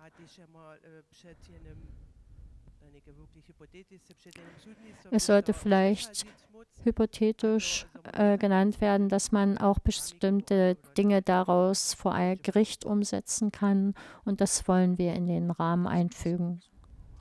Weitere Fragen? Guten Abend. Ich bin Mircea Krautz, Mitglied des sorbischen Sejm, und ich habe 3 Fragen an Herrn Zuchi. Erst einmal. Die Idee der privatrechtlichen freien Schulen finde ich sehr gut, und diese Flexibilität, die man da hat, die kann auf alle Fälle eine Pionierrolle einnehmen, und der Vorschlag des Sorbischen Schulvereins, diese Rolle einzunehmen, wäre sicherlich toll. Aber ich glaube, dass es in der Breite sehr schwer ist, also wirklich in der Breite damit Erfolge zu erzielen, denn die Wögnitzer Initiative zum Beispiel hat ja gezeigt, dass eben nur ein überschaubarer Teil jetzt beispielsweise der Lehrer bereit ist, in so ein Privatschulsystem dann zu wechseln. 2010 ist dem sorbischen Volk ja eine Sache angeboten worden, die kein sonstiger freier Träger bekommen könnte, nämlich ein öffentlich-rechtliches eigenes Schulsystem zu bekommen.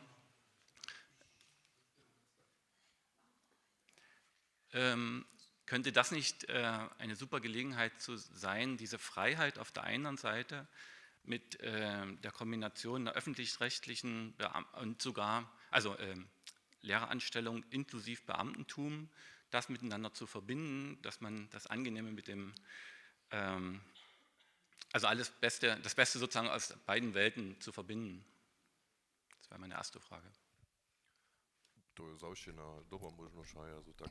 Das ist ganz sicher eine gute Möglichkeit. So kann man an sich die Lehrer, die jetzt in Verantwortung sind, werben und einbeziehen.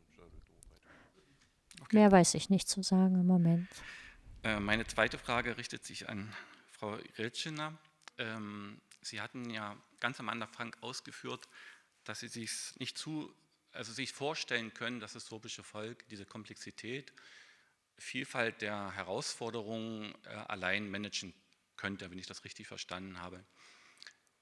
Aber auf der anderen Seite zeigt ja die Lebenserfahrung, dass gerade dann, wenn man die Dinge in eigene Hände nehmen kann, man am besten selbst ja entscheiden kann und auch miteinander abwägen kann, auch verschiedene Regelungen und Möglichkeiten vielleicht zu finden. Deswegen frage ich einfach, warum diese Mutlosigkeit oder diese, warum trauen Sie das dem sorbischen Volk nicht zu? Kleinen Moment. Und jetzt noch 3 Motivationshäppchen.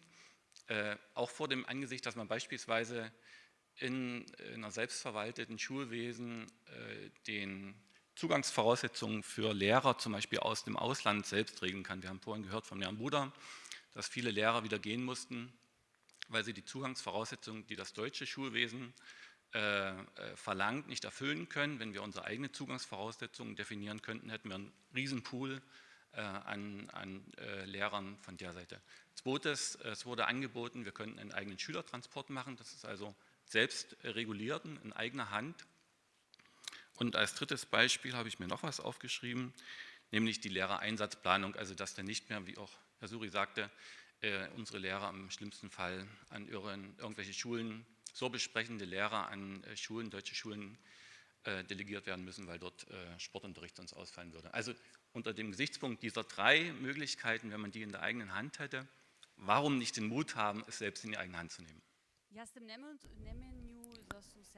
Ich meine damit nicht, dass die Sorben zu dumm wären, dies zu tun.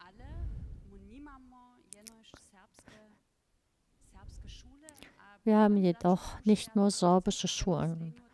Ich glaube, in all diese Überlegungen gehören auch Schulen an Ränder. Darüber haben wir heute noch gar nicht gesprochen. Oder auch im Siedlungsraum, wo es noch gar kein sorbischsprachiges Angebot an den Schulen gibt. Das ist so ein komplexes System. Wir haben bereits zu wenig Lehrer an die Schulen, an denen wir Sorbischunterricht haben. Es gibt so verschiedene Aspekte dazu.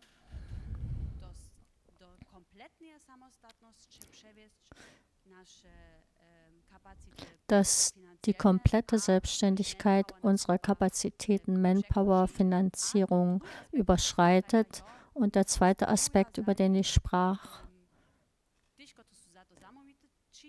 wir würden die Verantwortlichen, die dafür zuständig sind, die Politik und die Institutionen, Einrichtungen, die uns garantiert werden in Sachsen und in Brandenburg in der sächsischen und brandenburgischen Verfassung. Es ist nicht der richtige Weg. Geben Sie uns das, wir kümmern uns. Ich glaube, das ist nicht der richtige Weg. Okay, zur Manpower, das führt mich zu meiner dritten Frage an Katrin Suchet-Giesvorkauer, die ja dann zum Beispiel statt jetzt Bildungsdezernentin bei der Domowina zu sein, vielleicht die Leiterin des Sorbischen Schulamts sein könnte.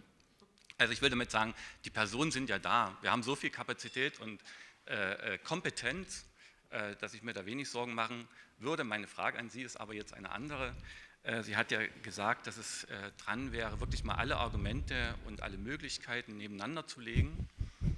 Und das will ich nochmal aufgreifen und tatsächlich fragen, ob das wirklich so ist, weil wir in der Vergangenheit ja immer wieder gebaggert haben, dass wir doch mal zusammenkommen sollten, die verschiedenen Akteure, und ich würde das jetzt mal beim Wort nehmen und bitten, dass wir tatsächlich jetzt gleich am Anschluss am besten mal gucken, wie sieht es denn im Terminkalender aus und wie können wir alle anderen Akteure, die sich auch mit dem sorbischen Schulwesen und mit der Träumerei, die wir im besten Fall in die Realität umsetzen wollen, zusammenbringen. Dziękuję. Also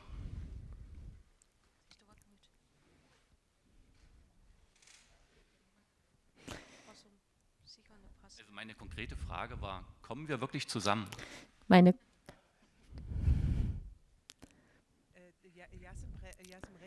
Ich habe gesagt,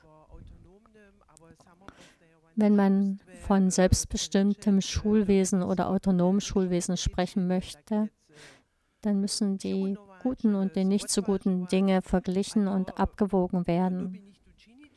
Und das muss jemand tun. Ich kann Herrn Czornak sagen, der sagte, man denkt bereits 20 Jahre über eine freie Schule in Lübbeschütz nach. Meine Frage ist, warum haben Sie es nun nicht getan?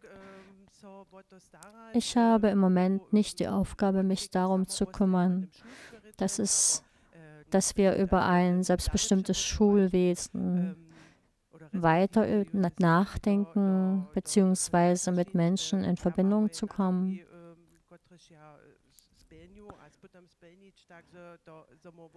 Ich habe Aufgaben, die ich erfülle, damit wir Schritt für Schritt weiterkommen.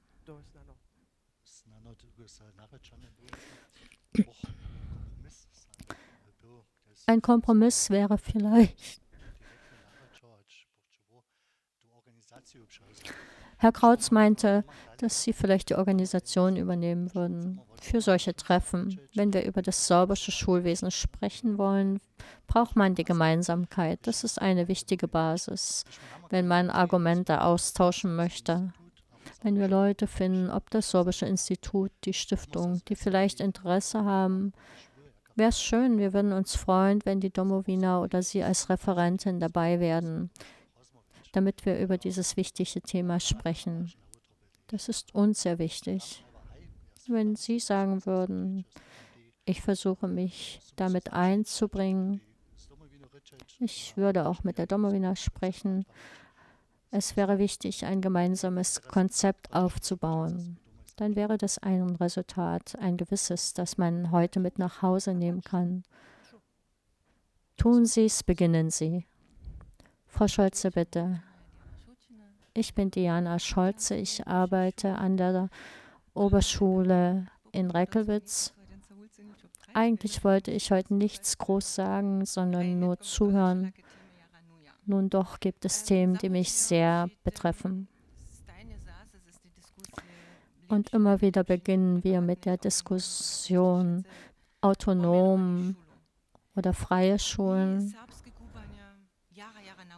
Mir ist die sorbische Bildung sehr wichtig. Jeder, der mich kennt, der weiß dies und kann dies bestätigen. Zudem liegt mir die Bildung unserer Kinder am Herzen. Die Kriterien der freien Schulen haben mich in der letzten Zeit etwas verärgert. An diesen Schulen zahlen die Eltern. Und wenn mir dann vielleicht das Kind nicht mehr gefällt oder sein Verhalten, dann wird dieses Kind rausgeworfen und wir als staatliche Schule sind für alle Kinder da. Das zweite Thema, die Abordnung. Meine Schule ist oder war eine, die einen sehr guten Pool hat an sorbisch sprechenden Lehrern oder generell an vielen Lehrern.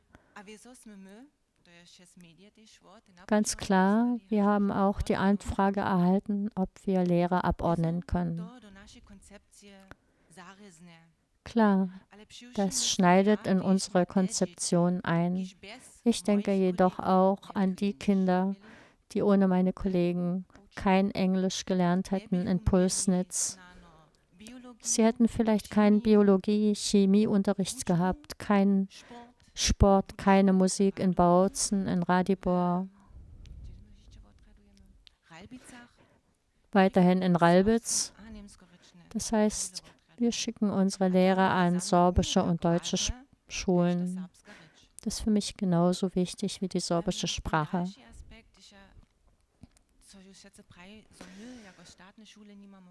Ein weiterer Aspekt, wenn gesagt wird, dass wir als staatliche Schulen keine Möglichkeiten haben. Wir haben ganz viele Möglichkeiten. Spätestens, unsere Schule stellen ganz große Dinge auf die Beine, Ralbitz mit dem Berufemarkt, wir jetzt an unserer Schule zur Thematik MINT. Wir haben so viele Partner gefunden, die zu uns an die Schule kommen. Denn eine Dorfschule hat nicht die Möglichkeit, ganz schnell mal ins Museum gehen oder ins Theater oder sich einen Vortrag an der Uni anzuhören. Unsere Schüler hatten jetzt Angebote, die für alle gut und wichtig waren. Wir haben einen Pool, externe Partner. Wir können nur anderen Schulen raten, die zu buchen. Es gab ganz verschiedene Angebote.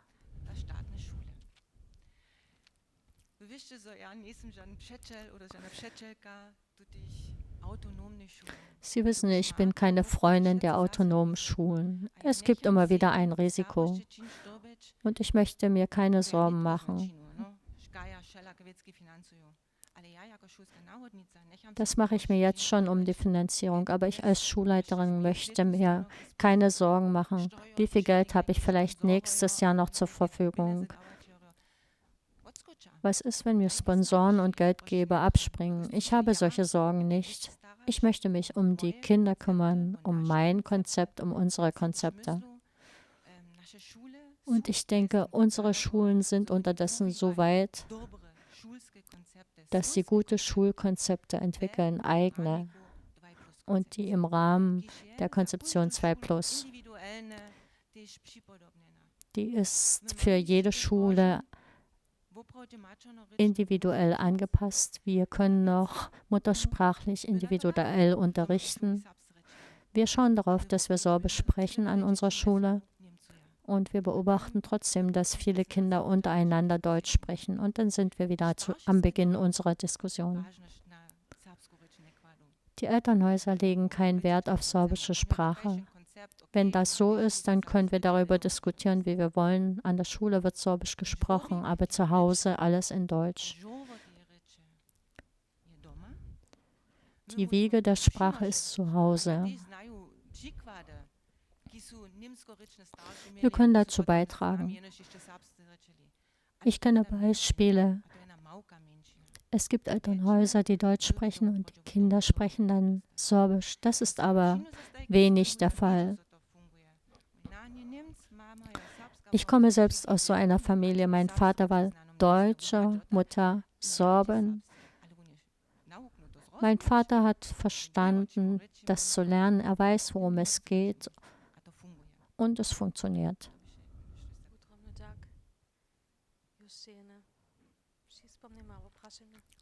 Es gibt noch eine Anmerkung oder Frage. Ich bin Christina Retschke. Ich bin Mutter und meine Kinder kommen aus einer gemischtsprachigen Partnerschaft. Ich selbst hatte eine deutschsprachige Mutter, die Sorbisch gelernt hat, und mein Vater ist Sorbe. worauf bei dieser ganzen Diskussion vergessen wird, wenn wir über die Zukunft nachdenken. Wir wissen nicht, wie viel Zeit es noch gibt, die wir Sorgen haben. Ich appelliere immer daran,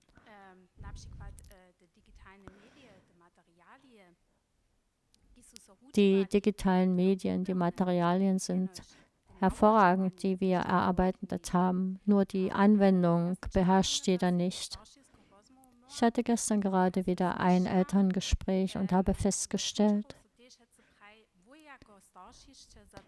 die Lehrer sagen immer, ihr Eltern seid dafür zuständig, wie eure Kinder Sorbisch sprechen. Ich denke, wir sind als Eltern nicht allein dafür zuständig, sondern die Umwelt. Die Eltern, Großeltern und andere Verwandte sowie Freunde. Hier in Radibor ist dies immer so eine Sache.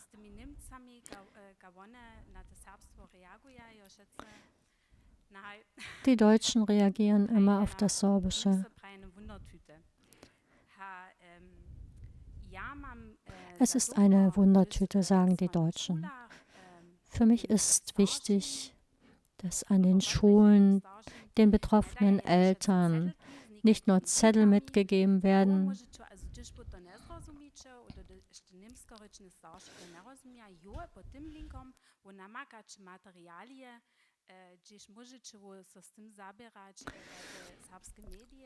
den deutschsprachigen Eltern wird mitgegeben mit Links, womit sie sich beschäftigen können, was es alles gibt. Wir haben alle nur 24 Stunden am Tag, wir gehen auch arbeiten und dann bemühen wir uns, mit den Kindern uns zu beschäftigen. Und gerade hier auch die Eltern in Radibor, die deutschsprachig sind. Wir brauchen mal einen Hinweis, wie das überhaupt funktioniert. Wir müssen darauf hinarbeiten, dass wir Projekte haben, die uns klar machen, wie es funktioniert, in der Gesellschaft das Sorbische anzuwenden. Das wäre mein Wunsch für die Zukunft.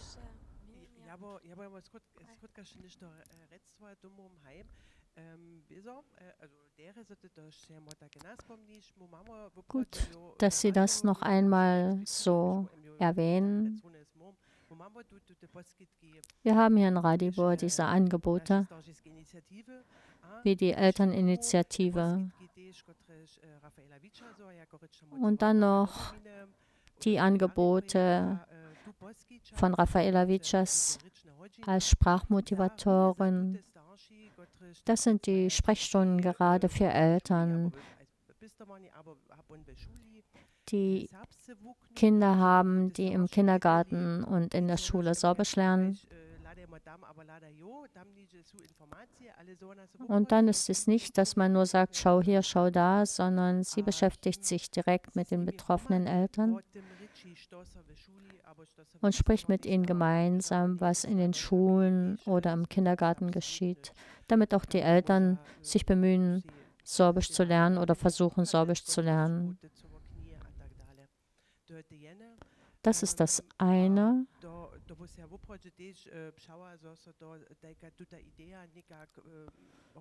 Ich wünsche mir, dass diese Idee über die Lausitz weitergetragen wird, dass an mehreren Stellen solche Möglichkeiten geboten werden.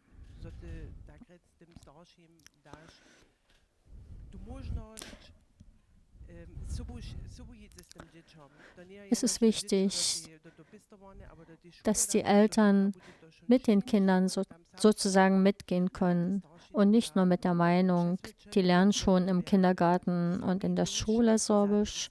Die Eltern sollen überzeugt sein. Sie müssen dazu stehen, dass die Kinder Sorbisch lernen.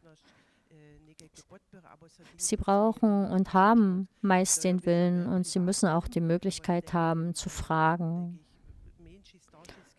Und das ist in solchen kleineren Elternkreisen immer leichter, als wenn sich Eltern an irgendwelche Institutionen wenden müssen und dort fragen müssen.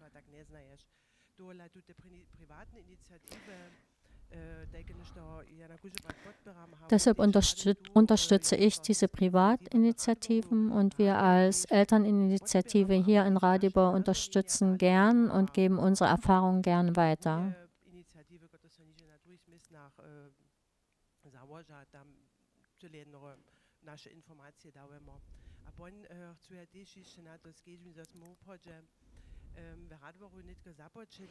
Wir haben in Radibor begonnen, mit anderen Akteuren zu arbeiten, mit der Leitung der Oberschule, mit der Gemeinde, mit dem Gemeinderat.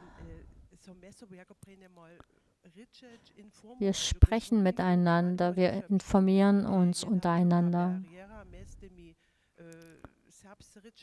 In Radibor gibt es schon eine Barriere zwischen sorbisch- und deutschsprachigen Einwohnern. Das ist schon zu spüren.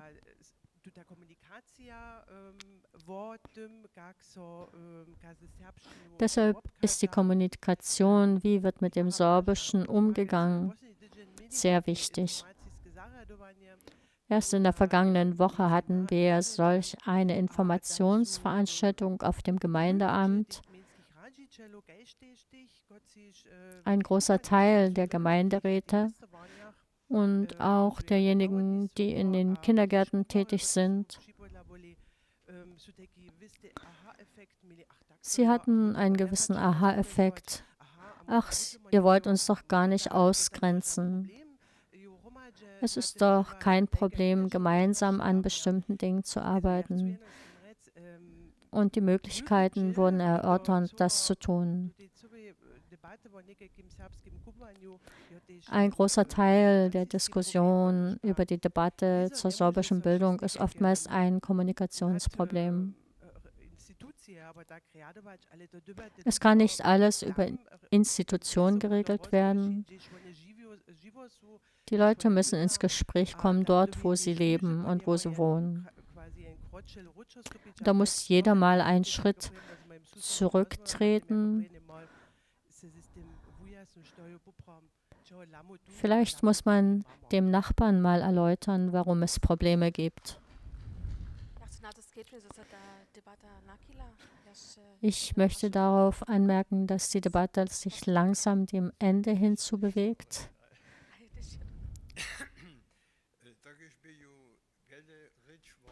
Hier wurde viel über freien Schulen gesprochen. Ich bin kein schulpolitischer Fachmann. Ich habe zu diesem Thema einmal recherchiert und habe Folgendes gefunden. Der Staat hat kein Monopol auf Schulen. Das ist die erste Prämisse, die mich gewundert hat. Wir haben in Deutschland einen Pluralismus in Deutschland. Wir haben private Schulen, freie Schulen, staatliche Schulen und andere Modelle. Der Fakt ist, der Staat ist verantwortlich für die Finanzierung der Bildung. Vor allem auch für die Finanzierung sorbischer Schulen.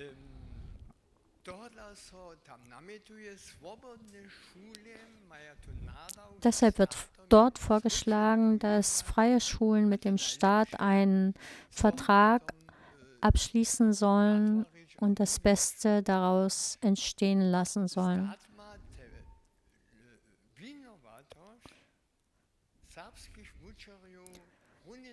Der Staat hat die Pflicht, die sorbischen Lehrer genauso zu bezahlen wie an den freien Schulen. Es gibt auch private Schulen, die mit dem Staat nicht so gut zusammenarbeiten. Die müssen sich um Sponsoren kümmern. Das tangiert uns nicht. Wir brauchen keine Sponsoren. Wir haben im Sorbengesetz das Recht, und dass der Staat unsere sorbischen Schulen finanziert.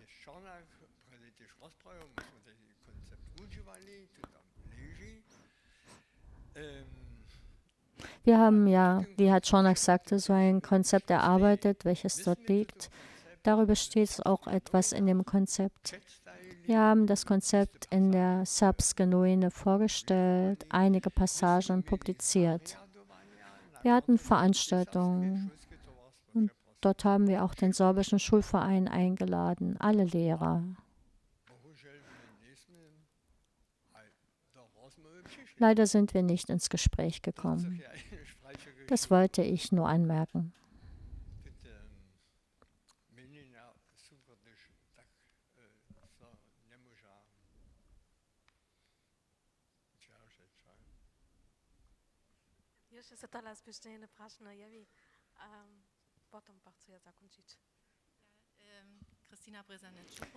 Ich bin Kristina Brezanic-Schura, war Lehrerin am sorbischen Gymnasium und viele Jahre bereits Abgeordnete an die LASUB.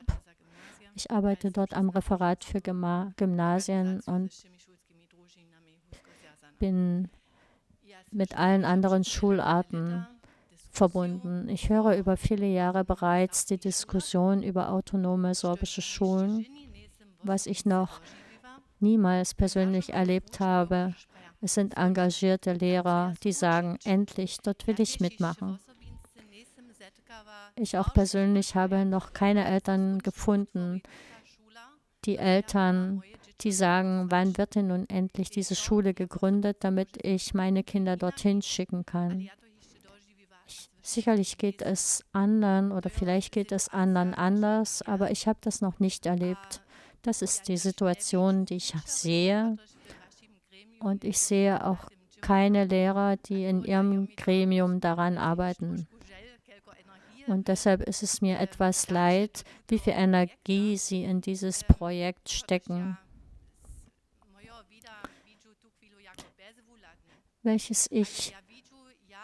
für welches ich keine großen Aussichten sehe.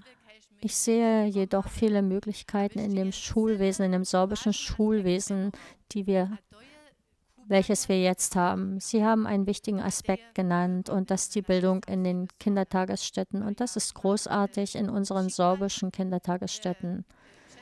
Ich habe ein Beispiel in meinem Kreis. Es gibt Kinder aus einer deutschsprachigen Familie, die sind hier in Radibor in die Kindertagesstätte gegangen und sie sprechen fließend Sorbisch. Die Umgangssprache zu Hause ist Deutsch und mit mir sprechen sie nur Sorbisch. Wir haben den Beweis, dass in der Kindertagesstätte Kinder in beiden Sprachen so großartig gebildet werden. Uns ist natürlich das Sorbische wichtig und darauf müssen wir achten, dass dieses Sprachniveau aus dem Kindergarten gehalten wird, dass wir dort die Eltern nicht verlieren. Es sind die Eltern, die ihre Kinder in die Vitai-Gruppen geben und dann in die Schule. Und dann gibt es diejenigen, die sagen, vielleicht, wir können nicht helfen. Ich hatte auch Kinder, denen ich nicht in Physik zum Beispiel helfen konnte und trotzdem sind sie erfolgreich geworden. Wir müssen den Eltern die Angst nehmen und auch den Erziehern. Sie sollen das Sorbische unterstützen, die sorbische Sprache. Und wir müssen der sorbischen Gesellschaft sagen, öffnen wir uns doch. Und das, was Frau Schinauer gesagt hat. Es gab noch welche, die in der sorbischen Schulzeit sich dem noch nicht gewidmet haben, dass sie aber auch eine Tür haben, die sie nach der Schule in eine besondere Welt führt. Auch wenn sie in der Schulzeit Druck verspürt haben. Eine letzte Sache, Rafaela Vicas hat das erwähnt. Wie machen wir unsere sorbischen Schulen attraktiv für unsere sorbischsprachigen Lehrer? Wir müssen sagen, kein sorbischsprachiger Lehrer wurde gegen seinen Willen an eine deutsche Schule umgesetzt. Es kamen jedoch auch Bitten um Umsetzung. Es gibt verschiedene Gründe dafür. Mir ist nur wichtig, dass unsere sorbischen Schulen große Reize haben und ich sehe hier ganz große Tendenzen.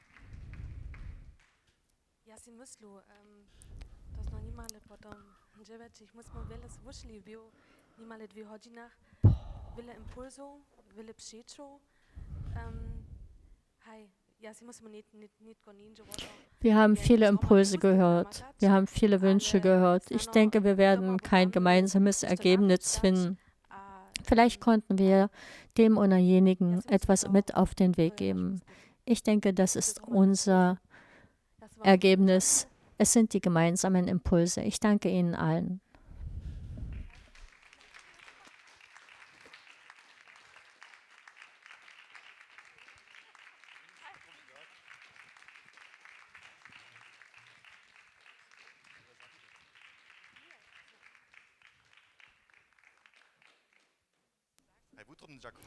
Ja, herzlichen Dank den Gästen und ich möchte mich noch bedanken bei unserer Moderatorin Bianca.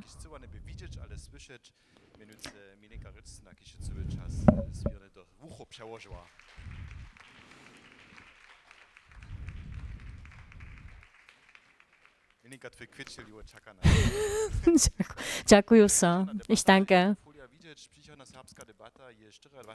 Die nächste Debatte ist am 24. April in Krostwitz. Ein weiteres Thema: Ist eine Rückkehr in die Lausitz sinnvoll?